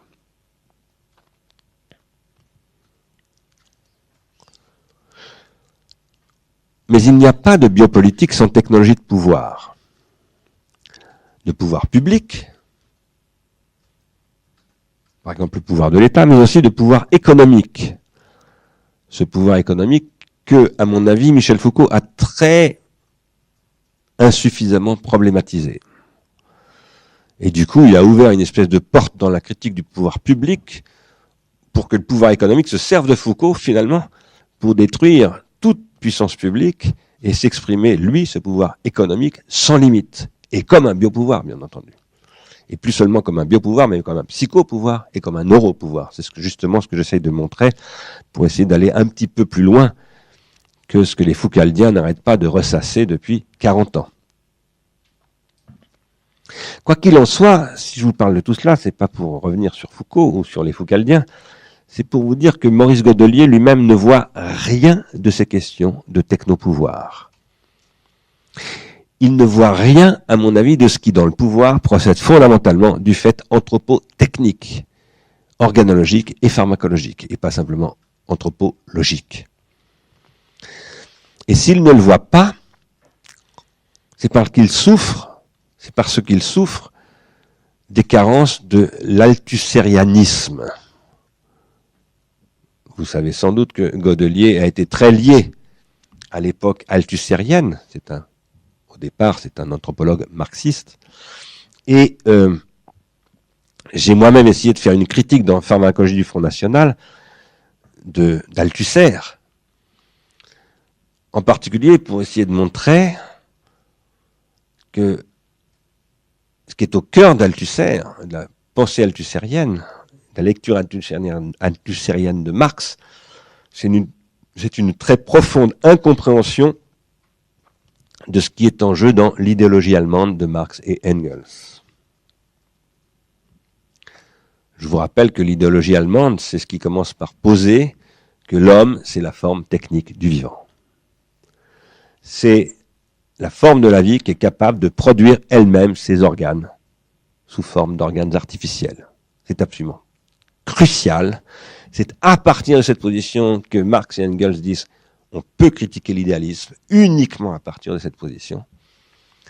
Et c'est un texte que les althussériens ont progressivement oublié, qu'ils ne commentent jamais, dont Althusser avait décrété que c'était un texte pré-critique ou pré-marxiste, et qui du coup a totalement disparu du corpus critique de Marx. Or, c'est un texte foncièrement organologique, qu'il faut absolument relire. Les marxistes aujourd'hui, ou les post-marxistes, parce qu'à mon avis, parce qu'ils n'ont pas fait le bilan de ces impasses-là, et ces impasses, ce sont des impasses qui conduisent à l'anthropologie qui n'est pas capable de penser l'anthropotechnie, eh bien ces penseurs, quand ils sont confrontés aux questions qu'on appelle sociétales, par exemple la question du genre, le mariage homosexuel, l'adoption des enfants, etc., etc., qui sont des questions qui sont posées par le capitalisme comme biopouvoir, psychopouvoir et neuropouvoir. Dans la mesure où ces penseurs post-marxistes sont enfermés dans des résidus anthropologiques humanistes, dans des résidus de l'anthropologie humaniste, ces résidus humanistes étant eux-mêmes des résidus de l'idéalisme, selon moi, ces penseurs ne proposent aucun concept nouveau, aucune vision nouvelle de ce qui n'est pas l'homme, mais le non-inhumain. Et je pense que du coup, ça donne à leur discours, par exemple par rapport à ces questions de l'évolution de la parenté aujourd'hui, une fragilité extrême et une très grande difficulté à convaincre qui que ce soit. Par ailleurs, et c'est beaucoup plus grave, ça conduit à la dénégation de la légitimité des angoisses de l'époque face à la prolétarisation des ventres, qui fait système avec les organismes génétiquement modifiés. J'en avais parlé dans le dernier chapitre de ce qui fait que la vie vaut la peine d'être vécue, où j'avais essayé d'étudier comment les mères porteuses sont des derniers stades du biopouvoir de la prolétarisation. ou de la prolétarisation par le biopouvoir. Et à cet égard, j'avais moi-même fait un rapprochement avec les organismes génétiquement modifiés, et peut-être que vous avez entendu parler la semaine dernière ou il y a 2 semaines de la discussion, enfin pas de la discussion, mais des insultes qui ont circulé dans le mouvement écologique entre José Bové et une femme, je crois qu'elle est sénateur ou députée européen, leader de Europe Écologie Les Verts, puisque José Bové disait, je comprends très très bien qu'on s'oppose à la PMA et à la gestation pour autrui, parce que comment on peut pas être à la fois contre la transformation technologique et l'appropriation par Monsanto des possibilités de reproduction du végétal et donc de la destruction par cette très grande industrie biotechnologique de la culture du maïs, et de la culture au sens où je disais que la culture tout à l'heure c'est cultiver quelque chose, et en même temps être pour, sans critique en tout cas, ces techniques de reproduction chez les êtres humains. Bon. José Bové, avec lequel je suis très rarement d'accord d'ailleurs, s'est fait insulter littéralement par ses collègues de son mouvement. Et j'ai trouvé ça quand même stupéfiant. Ce qui ne veut pas dire que je sois d'accord avec ce que dit José Bové et que je considère qu'il faille le reprendre comme tel, mais quand même, il pose une vraie question.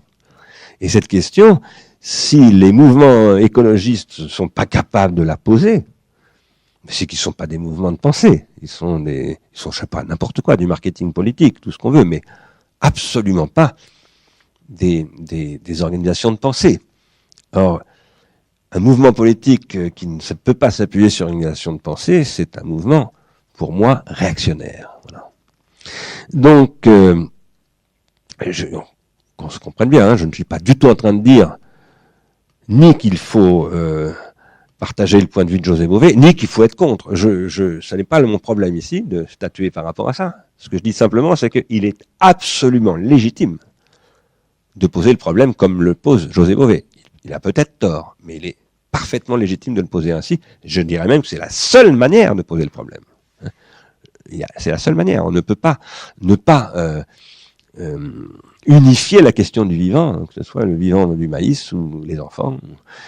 Et on ne peut pas, en plus, être plus précautionneux avec le maïs qu'avec les enfants, quand même. Hein. J'aurais tendance à considérer que c'est peut-être moins problématique d'adopter les OGM que des processus qui modifient radicalement l'avenir de l'enfance, par exemple. Hein. Bon. Derrière tout cela, je répète, hein, je ne porte pas de jugement sur quoi que ce soit pour le moment, ça ne m'empêchera pas d'en porter à un moment donné, mais j'ai l'habitude d'assumer mes positions. Mais là, c'est pas de ça dont il s'agit. Mais par contre, je souligne ces questions parce que je soutiens que ces questions ne peuvent se poser ou ne peuvent si mal se poser ou ne pas se poser que parce que l'anthropologie elle-même n'arrive pas à les affronter. Ce sont des questions d'anthropologie, ça, ce dont on parle. Et dans la mesure où l'anthropologie ne dit à peu près rien de la technique, notamment quand il s'agit de comparer les systèmes de parenté à travers le temps et de voir comment ils évoluent, eh bien, il y a un très très très gros problème.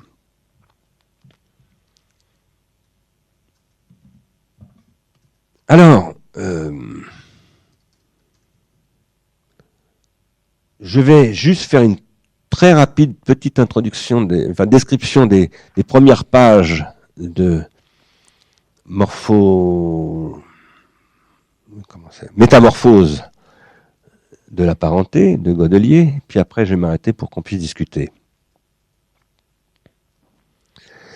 Dans son introduction, c'est la page 9, je crois, 11, non. Je sais plus, j'ai pas gardé les... Enfin, c'est le début du livre. Godelier commence par souligner que le XXe siècle, je le cite, je vais lire la première phrase, les 30 dernières années du XXe siècle auront été les témoins d'un véritable bouleversement de la parenté et des idées sur la parenté.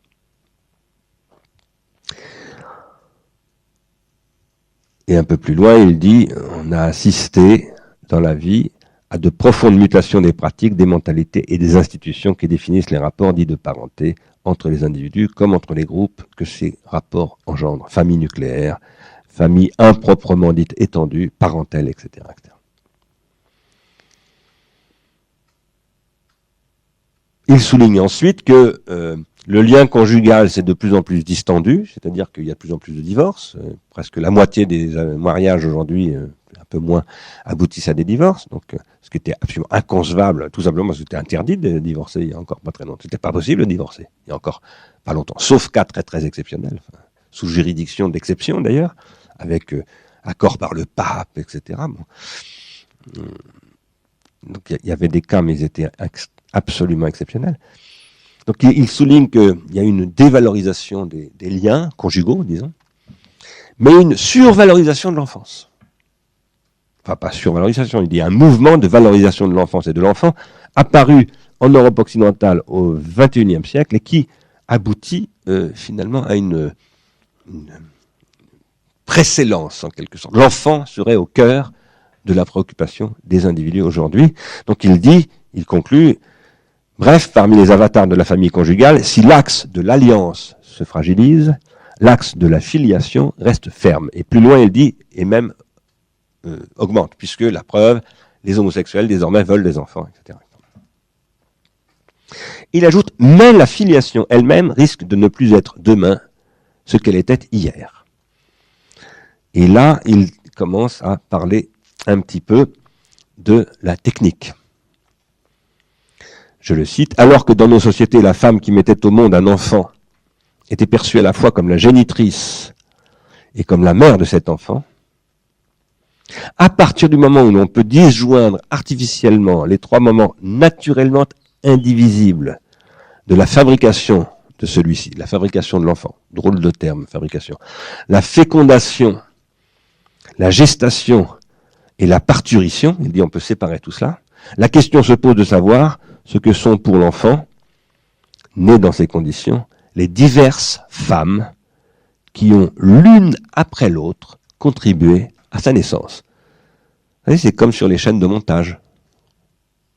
Ça s'appelle la division industrielle du travail. Et à un moment donné, on peut vous spécialiser à mort, quoi, si j'ose dire. Moi, j'appelle ça la prolétarisation aussi. Bon. Et il ajoute, la question se ramène le plus souvent à savoir laquelle de ces femmes est la vraie mère. Et moi, je dis, est-ce que c'est vraiment ça la question ? Je rajoute, moi, en tout cas, qu'il y a une autre question au moins qui se pose, c'est la question de la possibilité même d'une mère. Est-ce qu'il est possible qu'une mère soit une mère dans ces conditions-là ? Je ne dis pas que ça ne l'est pas. Hein. En réalité, au fond, je pense que oui, c'est possible. Je vous le dis tout de suite. Mais par un chemin très très détourné et dans des conditions, à mon avis, assez acrobatiques et très très difficiles. Quoi qu'il en soit, et en tout cas dans la société telle que nous vivons, à mon point de vue, très improbable. Possibilité de produire quelque chose comme une figure de la mère dans des conditions pareilles dans la société dans laquelle nous vivons, et me paraît extrêmement improbable. J'essaierai de dire pourquoi. Ensuite, page 14, Godelieu introduit ce qu'il appelle un paradoxe. Il dit « Le mariage recule chez les hétérosexuels, tandis qu'il est revendiqué chez les homosexuels. » Moi, j'ai un ami homosexuel qui a fait un papier en disant « Mais moi, je ne veux pas du tout me marier. » Complètement dingue, quoi. Bon. Mais en disant c'est régressif, c'est un retour à toutes les valeurs que j'ai combattues depuis toute ma jeunesse. Bon. Mais il se trouve qu'en effet, cette valorisation se produit. Il faut que je m'arrête, c'est ça ? D'accord. Ah oui, ben alors là, ok, j'ai vraiment arrêté. Et il dit que le mariage recule chez les hétérosexuels tandis qu'il est revendiqué chez les homosexuels. Et il ajoute que ce serait au sein des familles homosexuelles que la parenté se réaliserait pleinement en devenant une réalité purement sociale et affective ou peu s'en faut. Une femme en choisissant d'être père et de se comporter comme tel, un homme en choisissant d'être mère et de se comporter comme tel vis-à-vis d'un enfant, l'un et l'autre en choisissant d'exercer la parenté en dehors de toute référence à leur sexe biologique, n'apporterait-il pas la preuve éclatante que la parenté dans son fond n'est pas biologique, mais sociale. Alors ça m'intéresse énormément et ça me touche beaucoup, puisque j'ai consacré un de mes livres, en tout cas un chapitre au moins de mes livres, qui s'appelle La politique de l'adoption, c'est dans le tome 3 de La technique et le temps, a essayé, comme beaucoup de gens, anthropologues ou philosophes, de montrer que la parenté n'est pas biologique et qu'elle est purement sociale. Mais je l'ai fait en disant que c'est ainsi parce que l'être humain adopte d'abord des techniques et que la forme de vie humaine est une forme de l'adoption d'une artificialité qu'il faut sans cesse intégrer à travers une thérapeutique qu'on appelle une culture, à partir de laquelle il est possible de produire des systèmes sociaux, etc., etc. Alors, ce que j'essaierai de montrer, c'est que, contrairement à ce que semble annoncer cette introduction, où là, Maurice Godelier parle de la gestation pour autrui, de la PMA, et donc il parle de la technicisation de la vie, eh bien, il parle de la technique là, mais c'est le seul endroit où il en parlera. Dans ce livre magnifique d'ailleurs, qui est un très grand livre d'anthropologie, qui fait 750 pages, ou peut-être même plus, il n'y a pas un mot sur la technique une fois passé cette introduction. La technique n'est pas du tout thématisée dans ce travail. Ou alors, quand il en est question, c'est à propos des singes et des outils. Comment sait-il que, qu'est-ce qui se passe quand un singe utilise un outil, etc. Mais pas du tout chez les êtres humains. Ça, c'est un refoulement de l'anthropologie qui est absolument sidérant, et qui, à mon avis, affaiblit considérablement toutes les analyses, par ailleurs très intéressantes, que propose Godelier, notamment de ce qu'il appelle la question du genre. Voilà. Le genre étant ce qui ne se réduit pas à la question des sexualités biologiques. Et je suis d'accord avec cela. Mais une fois qu'on a dit ça, on n'a rien dit si on n'est pas capable d'articuler ça sur la question de la technique. Parce que ce qui fait que le genre ne se réduit pas à la sexualité biologique, c'est la technicisation du vivant.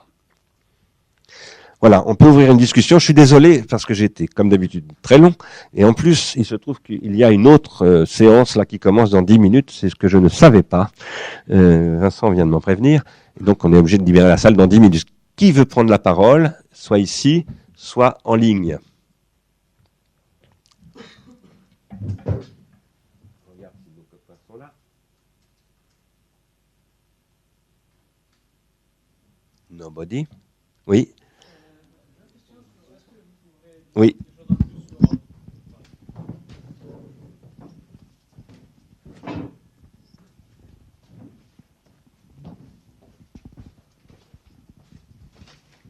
Pardon. Quelque chose en plus sur le processus de détachement de l'instinct qui devient pulsion. Qu'est-ce qui se passe en fait? Bon, c'est tout ça.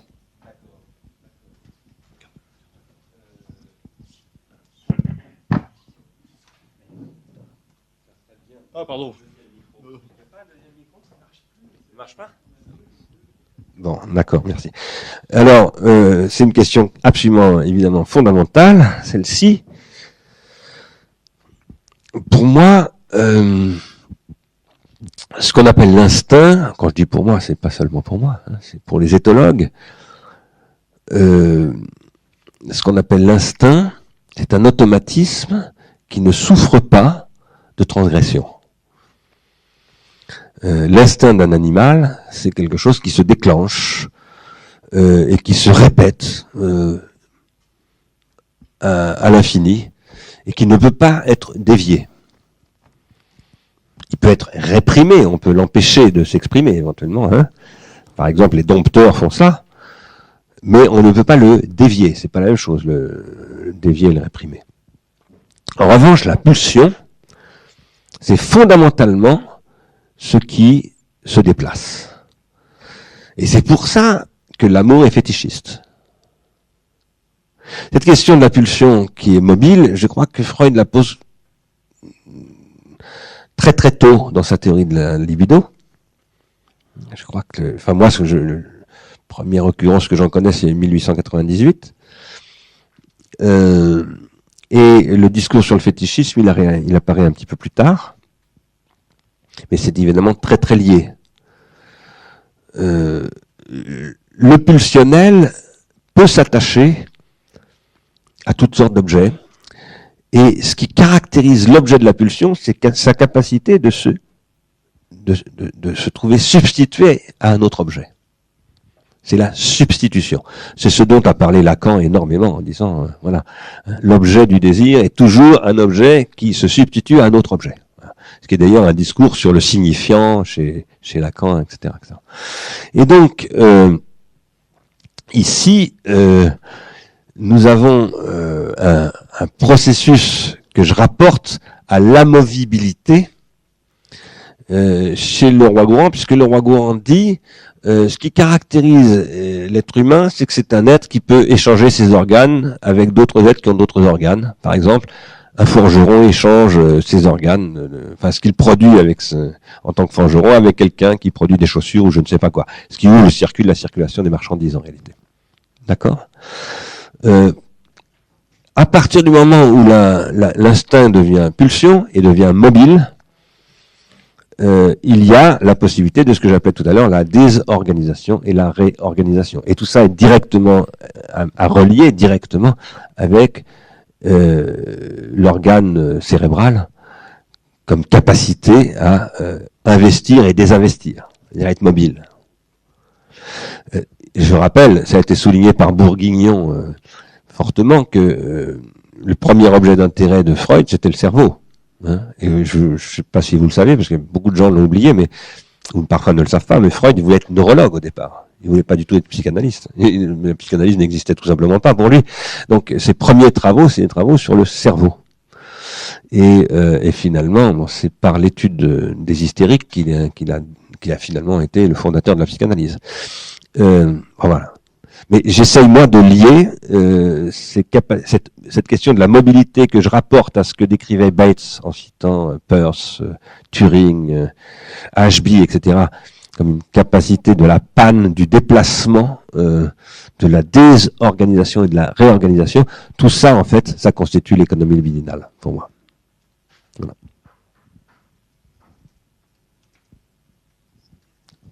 Est-ce que quelqu'un d'autre veut intervenir ? Non. Bon. Oui. Oui, allez-y. Il faut ouvrir le micro. Oui, bonjour. Ce que je voulais dire à propos d'un cas qui s'est passé en Italie à la moitié du mois d'avril, de deux couples qui ont subi un échange d'embryons fécondés.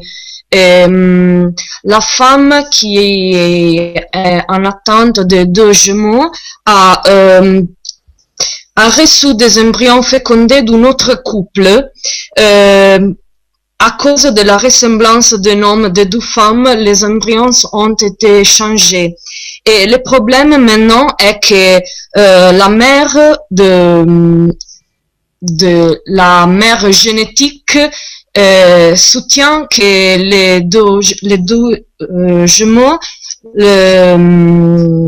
lui appartiennent génétiquement.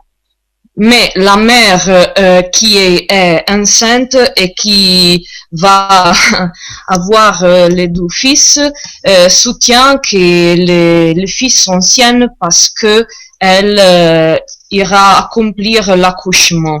Et les juristes donnent raison à cette femme parce que l'accouchement est les critères de la maternité. Mais il s'agit d'un cas encore ouvert parce que la véritable mère génétique n'est pas d'accord et parce qu'elle n'a pas eu un fils et elle veut ouvrir en cause pour cette question-là.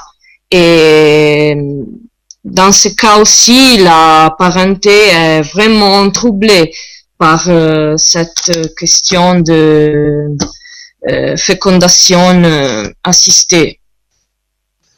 Oui, merci beaucoup Sarah. C'est un sujet sur lequel il faudrait qu'on discute pendant des heures. Mais c'est un exemple pathétique de ce que je crois être ce que j'appelais tout à l'heure le processus de la stupéfaction. Je veux dire par là qu'aujourd'hui on a une possibilité technique qui se développe en détruisant tous les circuits de transindividuation constitués, c'est-à-dire tous les systèmes culturels dont le droit par exemple.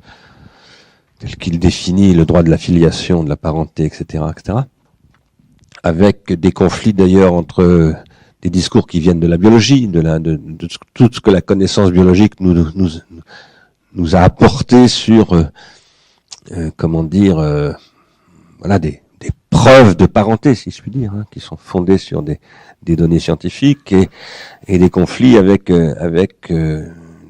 des questions qui relèveraient de l'adoption peut-être plus, quand on dit par exemple que c'est la femme qui a accouché l'enfant qui en est la mère, bon, ce qui d'ailleurs, enfin, il mériterait, enfin bon, c'est une très très grande question. Tout cela exemplifie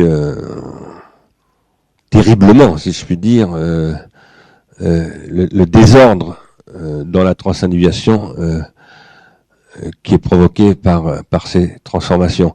Et c'est précisément là que je trouve que l'anthropologie n'est pas du tout à la hauteur, parce que ne pas, comment dire, thématiser anthropologiquement dans une anthropologie contemporaine ce désordre lui-même, c'est-à-dire ne pas faire de ce désordre lui-même une analyse et une description anthropologique, voilà, d'abord en analysant des époques de désordre qui ont déjà eu lieu dans le passé, certainement pas du tout du même ordre, mais en tout cas, il y a eu des grandes époques de désordre, bien entendu, hein, que souvent ce sont plutôt les historiens qui les étudient.